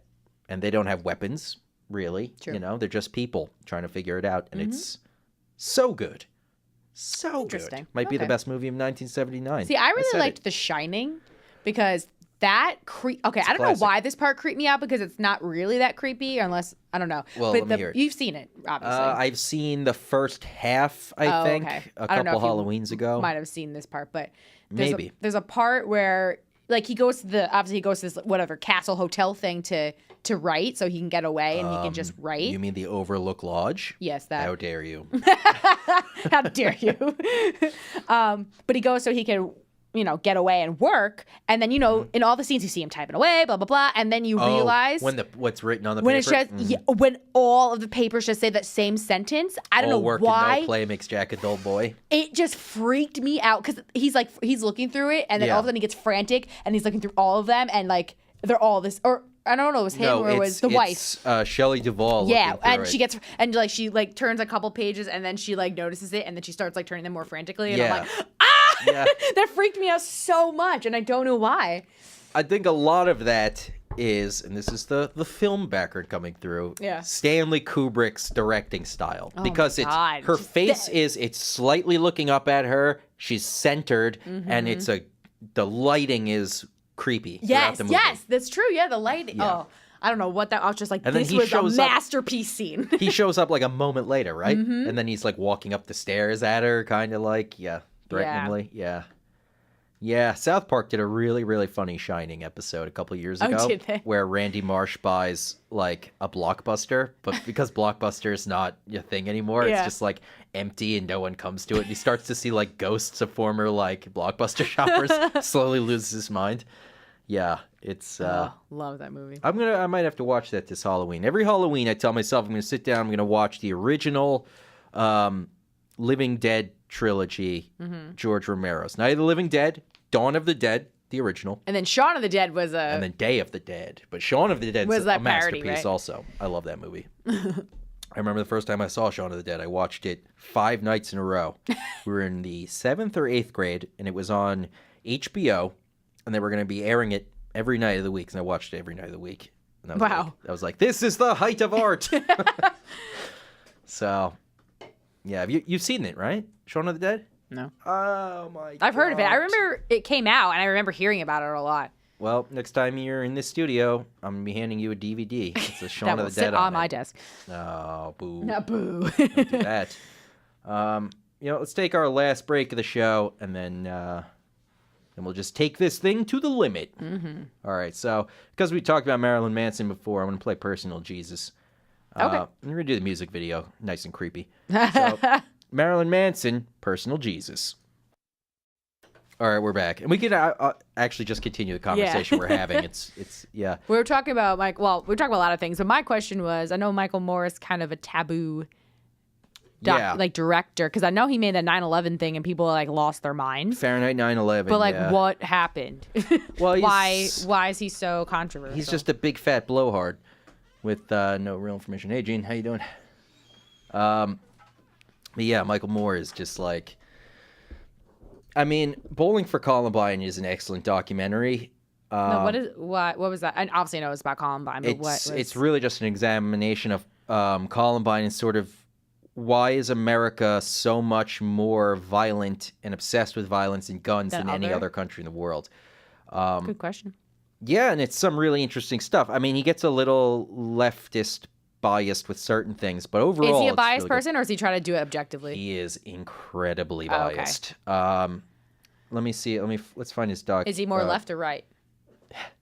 Oh, Teresa, so young, so I naive. know. I'm naive. He is Educate a me. bleeding heart liberal, but Okay. he's one of the uninformed ones. Oh. But okay. because he makes Oh, documentaries. wow. He's made a lot. I've Rod only heard of the 9/11 one. Bowling for Columbine was the big one that kind of put him on the map. Fahrenheit 9/11 was just him trashing George W. Bush the entire time. See, okay, can I just make a quick statement about George W. Bush? It kind of bothered me that, like, when Obama was president, like, everyone would credit him and be like, he graduated Harvard, blah, blah, blah. I was Yeah. like, and they would always make fun of George Bush because he couldn't really speak very well. But I'm Right. like, George Bush graduated Yale. Yeah. Like, some smart people just can't convey their intelligence through That's speaking. the thing. Yeah. And I don't know. I don't know. I didn't realize it went because he was president when we were young, you know, like we were in middle school and I didn't really pay It was attention to probably that the stuff. first administration we were all pretty conscious of. But I don't know. Just like, I don't know. I just like thought about that because even my mom was saying, she was like, you know, Obama didn't really have a lot of political experience before he became president. He was a junior senator. He was a one-term senator, yeah. Yeah, from Illinois, wherever he was. And my mom's like, Yeah. they were really, she felt that they were like really, really pushing him because he was African American, like really, really, really pushing him like that. That's a big part of that, for sure. But- I mean, not entirely, but Yeah. it did play a role, for sure. And yeah, Obama, I thought was a great speaker. Like he was able to he was very charismatic and like all of that. But like just because he spoke well doesn't mean his legacy is not anything particularly Yeah. great. It's I know. I mean, like I Jimmy said, Carter. I didn't really He's Oh, similar to Jimmy Carter in Yeah. terms of, and I just heard George R.R. Martin, the Game of Thrones guy, actually, he was talking about, I don't know, something in his books, too nerdy to recount, but he was basically saying that one of the problems with fantasy writing is that oftentimes they show like the good person becomes like the good king and they rule and it's great. And he says, good people are not necessarily effective in those positions, and bad people are sometimes exactly who needs to be in those positions. Yeah. And he's saying Jimmy Carter is the great example from his lifetime because he was maybe the nicest man who's ever been president in the world. And I know people said that about Obama too. Like he was too, like I said, this is hearsay for me because I didn't Sure. really pay attention. Yeah. But I know a lot of people who disliked him was because they thought he was trying to play the good guy too much. Like he didn't. I think so, and I think he was also getting away with a lot of really odd things. There's Benghazi, obviously, but Fast and Furious, I think, is the one that's more troubling, which was the guns with the drug cartels in Mexico. There was a bunch of stuff. I don't know. I don't like that Obama is re-entering the political fray. Kind of. I Is he? mean, sort of. He's calling out Donald Trump now. It's his new thing, is to go around calling out Trump. But yeah, I don't know. I mean, he had 8 years to do something. If he's not happy Yeah. with where things are now, then I mean, his administration was pretty important in the rise of Donald Trump to an extent. You know, with a weaker presence on the world stage and all that stuff, and you know, people not being taken care of the way that they were told they were going to be, a whole bunch of things. Speaking of that, Michael Moore, he did Sicko about the American healthcare Oh. stuff. I don't know if that's aged well at all because it's all changed, kind of. Yeah. Capitalism, a love story. I Where didn't realize he made so many after 9/11 because I just remember hearing the 9/11 one was just so. it got a lot of press. Yeah, I didn't even realize that he made any more after that. Yeah, Oh, we made one called Fahrenheit 11/9. that's about Donald Trump. Oh, interesting. Look, here's how objective he is with his documentaries. Michael Moore's Fahrenheit 11/9, picture of Donald Trump golfing on the White House with a nuclear bomb coming out of the White House, and the tagline is "Tyrant, liar, racist, a hole in one." Oh wow, that just came out on Friday. Yeah. September 21st. Wow. Probably, but it won't be. Here we go. Ready? South Park, Michael Moore. Yup, that's about right. Oh wow. It's yeah, they did a whole thing where he's just like obese Blobber. and screaming at the children. Oh god. Yeah, Michael Moore is not Oh, that one's a good crippled dude. too. Oh, so yeah. That's Jimmy. Jimmy. Jimmy's hilarious. He is one of the funniest characters on that show. That's Caitlyn Jenner, by the way. I was literally going to say that. Buckle up, buckaroo. Somebody out there is laughing. Yeah, South Park. I mean, it's the greatest satire out there. They were in. This is actually from Bowling for Columbine. Oh. Matt Stone and Trey Parker, because they are Colorado natives. In front of In-N-Out. Nice. In-N-Out is maybe my favorite fast food restaurant in the world. I know. It's I delicious. did you go to Jack in the Box when you were out there? I have not been to Jack in the I Box. love Jack in the Is that a Box. West Coast? Mm-hmm. It's very extensive menu. You can go there. It could be a Taco Bell if you want, or it could be a McDonald's. Like, they have all those types of food in one. It's so cool. Really? Yeah. That's amazing. Matt and I went there when we were in Vegas, and we were just like, we don't know what to get. There's so many options. Oh, that's incredible. I know. They were like, let's do one of everything. Let's eat chicken nuggets, but let's get a burrito. Yeah. I'm going to go to Vegas next month. Oh, I loved Vegas. I thought it was great. I want to I go mean, granted, there. we didn't go to any of the like pool parties because we went in January, and I don't think I'd like that anyway. Or like Okay. all of those like typical Vegas stuff. Where like Yeah. we drove to the Grand Canyon, we saw Britney. How we, far like, is the just- Grand Canyon from Vegas? The West Rim. We wanted to go to the South Rim because apparently that's where the really pretty sunset is, like from that direction. But that was going to be like a 5-hour drive. Oh, so we okay. went to the West Rim, but that's owned by Native Americans. It's like their land, so you have Okay. to. It's not a public park, so you have to pay like a lot of money to get in. And rightly Which we did. so. Enough which of we did taking because I'm like, advantage I of didn't them. drive all this way to not see the Grand Canyon. It was Right. beautiful, and they have that sky deck thing. You could stand on the glass over the Grand Canyon. No, thank you. But you can't take any phones or cameras with you because someone dropped it once and shattered the whole thing. Shattered the glass? Yeah, like it didn't like shatter where it broke through, but I it don't hit like it and it like I don't like it. cracked. So you're not allowed to bring anything. So I'm like, why would I pay to do that? I don't know. Have you ever seen that prank? Which one? The glass breaking under people's feet? No. They were like computer screens that were showing the bottom. But what happened was Oh, and all of they a would, sudden like- they start spidering Oh, every time the guy Jesus. takes a step and he just starts freaking out. And it's I would just a- freak out. I mean, I'm one of like the only people that I know that loves heights, but that would freak me out I don't too. understand that at all. I know. I see people are they're not afraid of heights, they're afraid of falling. Yeah. I like heights because I feel like I'm up high and no one can touch me. Like I am like, It's interesting. I feel safer up there because I'm like, I'm high up. No one can get me up here. I can't go near ledges and stuff. It freaks Really? me out See, I too have much. no problem with that. That's... What are you afraid of? Chickens. See, this is what I'm talking Like about. so afraid of chickens. It's ridiculous. Afraid but of I'm not chickens. afraid of heights. But heights, bring it on. Exactly. What if there was a chicken up high?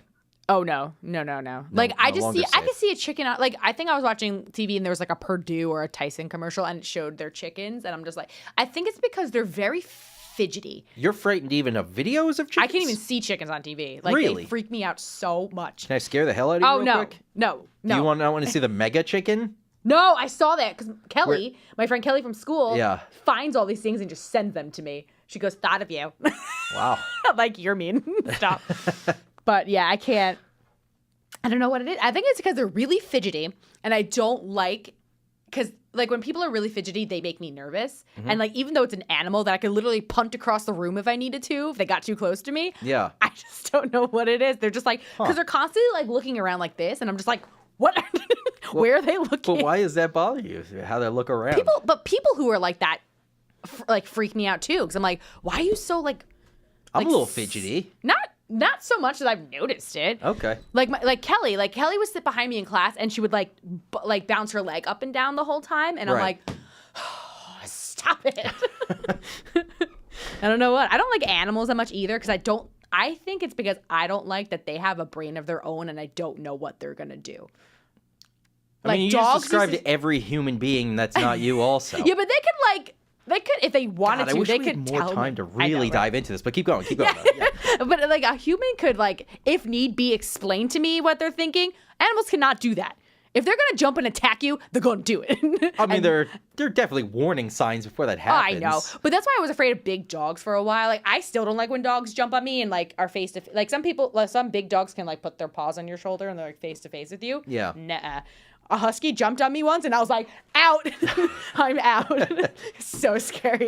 He like body slammed me. I'm like, this dog is as big as I Like am. knocked you to the ground? No, but it hit me just to like make me step back, and I was like, oh no, Yeah. no. Like I finally over the years have like gotten better with dogs. The only dogs I'm really still afraid of are German Shepherds. So I want to Okay. own one from a puppy and raise it. So it's like So you can mold it into. not just that, just I'm so like, okay, these dogs aren't that scary. Right. They're trained to be scary if they want to be, but They're police dogs. Yeah. Whatnot. Mm-hmm. All right, we are out of time, though, unfortunately. Oh, Went by fast. I know. I couldn't tell you one topic we talked about. I was going to say, what are we naming this one? Oh, God, I don't know. What don't know. We'll do have you to- want to name it? We'll have to listen back and see. Teresa saves Mike from career suicide. Maybe that'd be the I'm name sure of if it. you listen back, there'll be something that stands out.